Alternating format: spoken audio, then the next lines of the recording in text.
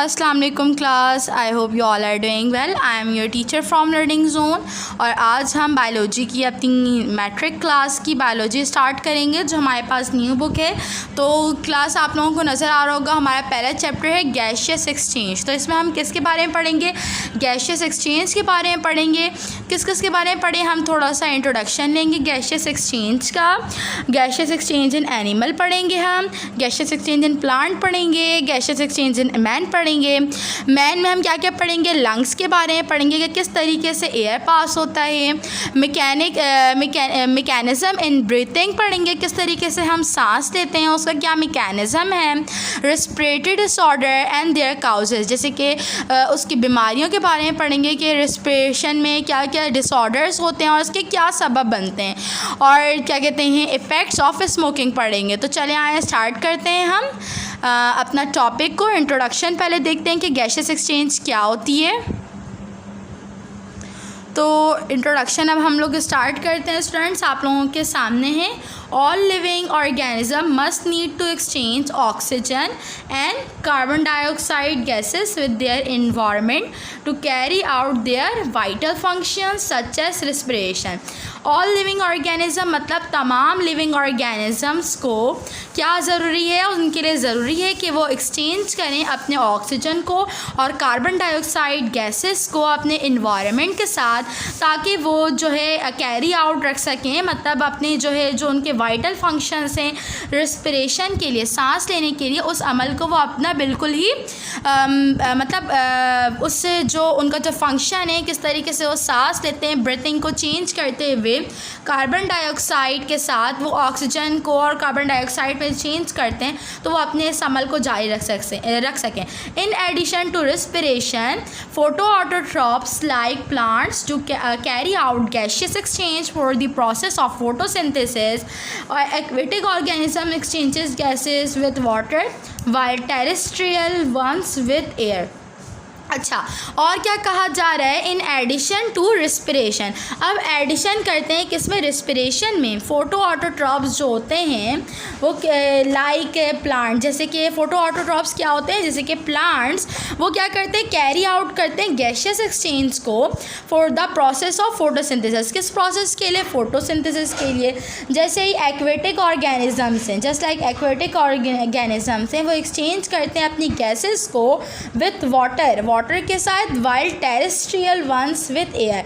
जैसे कि टेरेस्ट्रियल जो हवा के जानदार होते हैं, वो किससे? हवा से करते हैं। जो ज़मीन पर रहते हैं टेरेस्ट्रियल, वो किससे कर रहे होते हैं? ज़मीन से कर रहे होते हैं। तो ये एक छोटा सा इंट्रोडक्शन था जिसमें हमें पता चल रहा था कि लिविंग ऑर्गेनिजम्स को क्या अपने जो एयर में अपनी गैस को एक्सचेंज करने की बहुत ज़्यादा ही ज़रूरत होती है उनको, किस चीज़ के लिए? सांस लेने के लिए।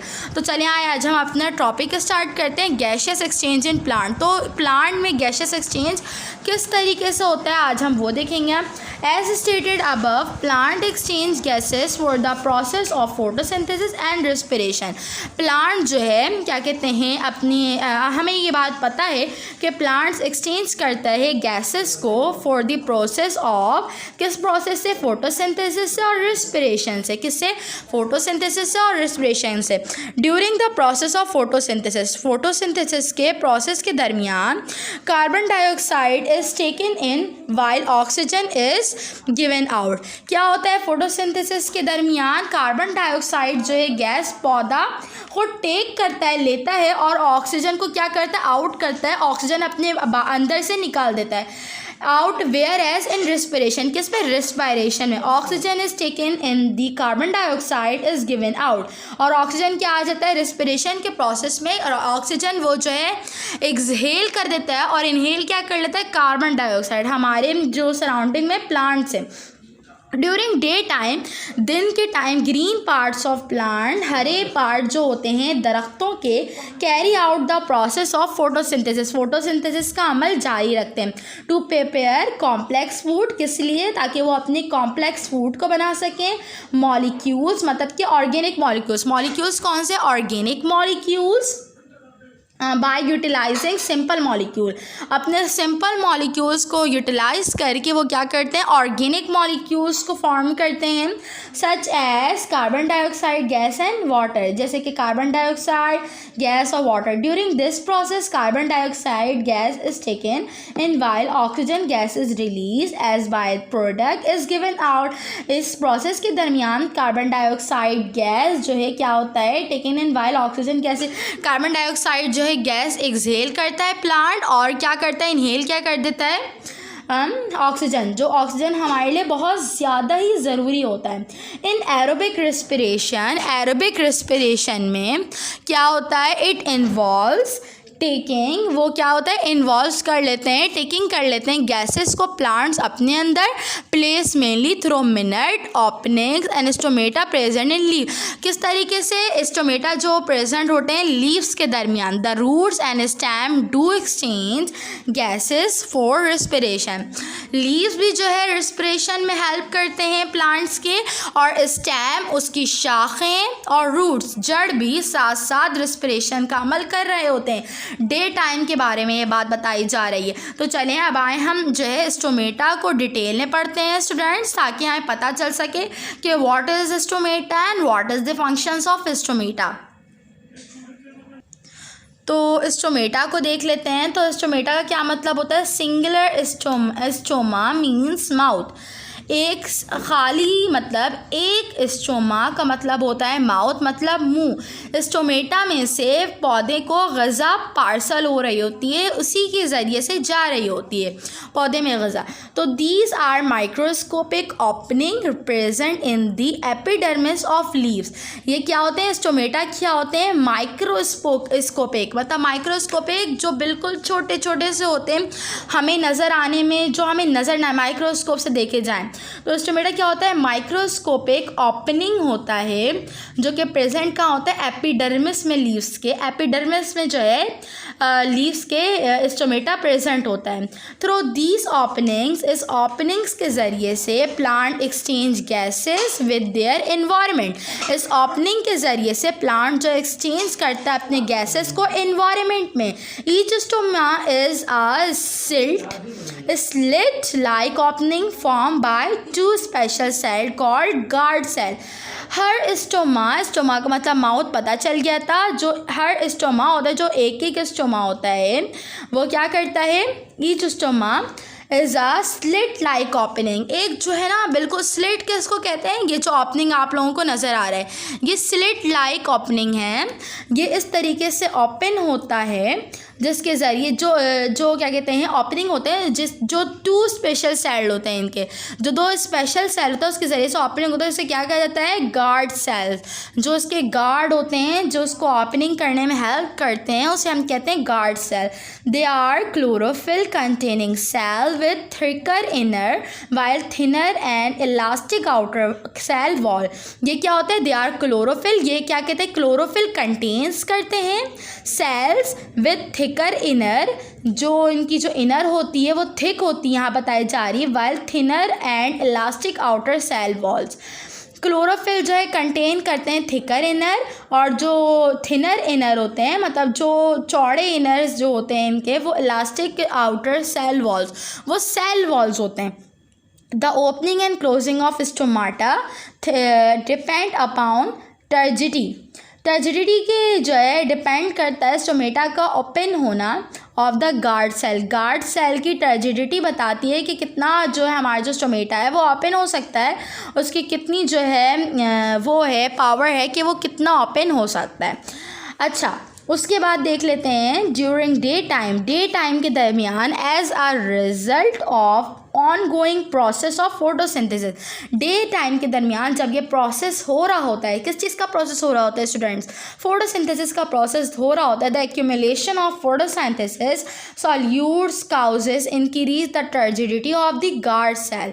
फोटोसिंथेसिस के प्रोसेस की वजह से जो टर्जिडिटी होती है गार्ड सेल की, जो ओपनिंग होती है वो बढ़ जाती है गार्ड सेल की। दस स्टोमेटा आर ओपन, जिसकी वजह से स्टोमेटा क्या हो जाता है, ओपन हो जाता है। And the process of taking taking in a carbon dioxide, और जो प्रोसेस होता है कि वो कार्बन डाइऑक्साइड को अपने अंदर लेता है एंड गिविंग आउट ऑक्सीजन, और ऑक्सीजन को बाहर फेंकता है, begins until the become dark, जब तक कि रात ना हो जाए, शाम ना हो जाए। क्यों कहा जाता है कि पौधों से शाम के वक्त, रात के वक्त दूर रहें, जबकि दिन में पौधों के आप नीचे बैठ सकते हैं, वहाँ से ऑक्सीजन क्योंकि वो आपको दे रहा होता है, पौधे हमारे लिए ऑक्सीजन का जरिया बढ़ता है सिर्फ और सिर्फ डे टाइम में। नाइट टाइम में वो हमारे लिए जहरीली गैस प्रोवाइड कर रहे होते हैं। सो हमें क्या करना चाहिए, रात के वक्त नाइट टाइम में पौधों से दूर रहना चाहिए, डे टाइम में पौधों के करीब रहना चाहिए। अब आप लोगों के सामने है ये फिगर क्या चीज़ बता रही है, स्टोमेटा के बारे में बता रही है, फोटोसिंथेसिस का प्रोसेस बताइए। अब देखिए यहाँ से क्या हो रहा है, फोटोसिंथेसिस प्रोडक्ट, ये क्या है, फोटोसिंथेसिस प्रोडक्ट है, वाटर है, कार्बन डाइऑक्साइड है। अब यहाँ से ये ट्रांसफ़र हो रहा है, फिर यहाँ O2 वाटर वेपर्स बन रहा है, एंड देन ये जो आपको दिखा रहा है छोटा सा, ये क्या है, स्टोमेटा है। ऊपर देख सकते हैं अपर एपिडर्मिस, क्या कहा जाता है कि एपिडर्मिस में क्या था, स्टोमेटा था। तो उसके नीचे क्या है, पैलिसेड, क्लोरोफिल है, स्पंजी मेसोफाइल है, लोअर एपिडर्मिस है। ये तमाम फिगर्स बता रही हैं फोटोसिंथेसिस का प्रोसेस ऑफ लीफ की। असल में ये फिगर है जो कि आप लोगों को बताई कहाँ पर जो है, कौन सा पौधा कहाँ पर वाटर जा रहा होता है, कौन सा एरिया इसका लोअर एपिडर्मिस है, कौन सा अपर एपिडर्मिस है। नीचे आप चेक कर सकते हैं, यहाँ पर स्टोमा बना हुआ है, मतलब एक ओपनिंग है। स्टोमेटा बहुत सारे स्टोमा, और stoma is one only, stoma close, इसमें अभी क्या है, स्टोमा क्लोज्ड है, देख लें यहाँ पर कोई जगह नहीं, and this is stoma is open, ये बताया जाए। देखो अब ये जो पिंक कलर का जो डॉट है, ये क्या है, हमारा न्यूक्लियस है, and then second one is chloroplast, vacuole, guard cell और cell wall. These are the structures of stoma close and these are the structure of stoma open. So I hope so आप लोगों को photosynthesis का process बहुत अच्छे तरीके से समझ में आ गया होगा कि डे टाइम में कार्बन डाइऑक्साइड गैस इनहेल करता है एंड ऑक्सीजन ये एक्सहेल करता है, जो कि ह्यूमन के लिए, हमारे लिए, हमारे एनवायरनमेंट के लिए बहुत ज़्यादा बेनिफिशियल होता है, बहुत ज़्यादा बेनिफिट होता है। अब चलते हैं हम अपने नेक्स्ट टॉपिक पर, तो स्टार्ट करते हैं। अब देखते हैं गैशियस एक्सचेंज इन एनिमल। हमने जो है समझ लिया है gaseous exchange in plant, and then समझते हैं gaseous exchange in animal. Like plant, animal do exchange gases with the environment for the respiration process. जिस तरीके से प्लांट, उसी तरीके से जानदार यानी कि जो जानवर होते हैं वो भी अपने एक्सचेंज करते हैं गैसेस को अपने इन्वायरमेंट में, किस प्रोसेस के ज़रिए, रिस्पिरेशन के ज़रिए, रिस्पिरेशन प्रोसेस के ज़रिए। In order to obtain energy from food they take in oxygen and give out carbon dioxide.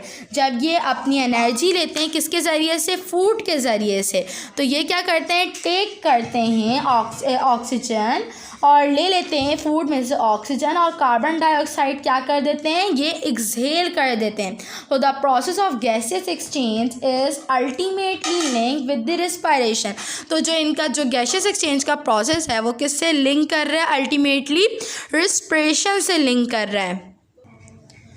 The respiratory medium for aquatic animal is water, whereas for terrestrial animal is air. अब respiratory medium मतलब कि क्या चीज़ें काम आती हैं respiration के लिए, तो जो पानी के जानदार होते हैं, पानी के जानवर होते हैं, जैसे कि मछली हो गई और जो तमाम एक्वेटिक एनिमल्स होते हैं, तो वो किस चीज़ के ज़रिए लेते हैं, वाटर के ज़रिए से रिस्पिरेशन का अमल उनका जारी होता है। और टेरेस्ट्रियल जो ज़मीन के जानदार होते हैं वो हवा के ज़रिए से। The amount of molecular oxygen present in the air is about 21%। जो अमाउंट होता है मॉलिक्यूलर ऑक्सीजन का वो कितना प्रेजेंट होता है हवा में, 21%। This point are very important, तो आप लोग सब इसको क्या कर लें, हाईलाइट कर लें। 21% जो है एयर में ऑक्सीजन का क्या होता है, ऑक्सीजन लेवल होता है। 21% is the level of oxygen in air while in water. अब वाटर में कितना ऑक्सीजन होता है? While in water it is about 5%। Only 5% जो है वाटर में ऑक्सीजन का लेवल होता है। In order to exchange gases, जब हम गैसेस को एक्सचेंज करते हैं, animal have a respiratory surface. In unicellular organism like protozoa the plasma membrane serves as the respiratory surface. अब क्या कहा जा रहा है कि animal has a respiratory surface. Animal का क्या होता है? रेस्पिरेटरी सरफेस क्या होता है? इन यूनिसेलुलर ऑर्गेनिज्म, यूनिसेलुलर में जो एक सेल से मिलकर बनते हैं, मल्टी सेलुलर एक से ज़्यादा सेल से मिलकर बनने वाले जानदार। यूनिसेलुलर जो क्या है? प्रोटोजोआ हैं। द प्लाज्मा मेम्ब्रेन, जो उनका प्लाज्मा मेम्ब्रेन होता है वो सर्व कर रहा होता है रेस्पिरेटरी सरफेस। यूनिसेलुलर में क्या प्लाज्मा सर्व कर रहा होता है रेस्पिरेटरी सरफेस, जबकि एनिमल्स में कौन सरफेस? एनिमल जो है ख़ुद रेस्पिरेटरी सरफेस होता है उनका। अच्छा, in multicellular animal their body surface और some internal surface could serve. अच्छा, मल्टी सेलुलर एनिमल में क्या होता है? क्या कहते हैं, जो एनिमल्स होते हैं उनके बॉडी सरफेस और इंटरनल सरफेस जो रेस्पिरेशन में का अमल दरामद कर रहे होते हैं। Properties of respiratory surface. अब क्या क्या प्रॉपर्टीज़ हैं रेस्पिरेटरी सरफेसेस की, ये आप लोगों ने अच्छे से याद कर लेना है। Thin, wet, permeable holes. Permeable का मतलब होता है होल, जिसमें होल होते हैं। Large in relation to the volume of the body, इनका सबसे ज़्यादा रिलेशन होता है वॉल्यूम से बॉडी का। थिन, छोटे पतले होते हैं। वेट, गीले। परमिएबल, होल्स होते हैं। अच्छा, प्रोपोर्शन ऑफ रेस्पिरेटरी सरफेस। अब रेस्पिरेटरी सरफेस का प्रोपोर्शन देख लेते हैं। It must be sufficiently large enough to exchange gases.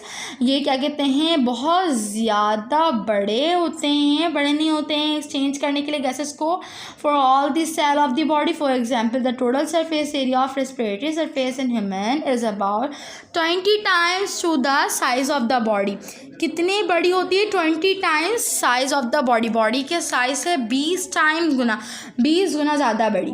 तो ये क्या है? प्रोपोर्शन रेस्पिरेटरी सरफेस का, जो मैंने अंडरलाइन किया वो आप लोग अच्छे तरीके से याद कर लें। अच्छा, अब respiratory surface, large surface area and increase surface for gaseous exchange allow a faster rate of diffusion to supply oxygen and remove carbon dioxide. This is also necessary to compensate for the small surface area to volume ratio of the animal body। तो जो ये respiratory surface था, जिसमें large surface area के बारे में बताई जाती है, जब इंक्रीज़ करता है अपने सरफेस को तो जो गैसियस एक्सचेंज होता है वो अलाउ करता है फास्टर रेट को, तेज़ हो जाती है क्या सरफेस एरिया की में रेस्पिरेशन का अमल, डिफ्यूजन टू सप्लाई, जिससे सप्लाई करता है ऑक्सीजन को और रिमूव करते कार्बन डाइऑक्साइड को।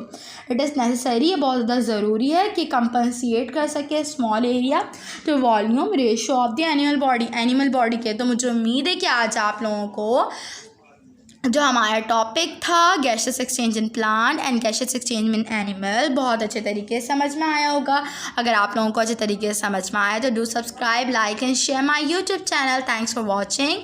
आप मिलेंगे नेक्स्ट वीडियो में न्यू टॉपिक के साथ। तब तक के अपना ख्याल रखें और चैनल को सब्सक्राइब करना बिल्कुल भी ना भूलें। अल्लाह हाफ़िज़।